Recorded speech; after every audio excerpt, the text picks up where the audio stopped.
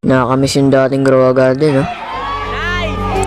Yung dating sobrang daming players. Mga maraming pang batak sa Grow Garden. Ngayon, iniwan na nila. Dati, magkaroon lang tayo ng dragonfly, masaya na tayo. Dati, nagpapalakayin pa tayo ng mga melon, mga method, at magkaroon tayo ng master sprinkler na isa. Tuwan-tuwa na tayo nun. Abang-abangan natin yung master sprinkler, yung mga stock sa Grow Garden, mga seed.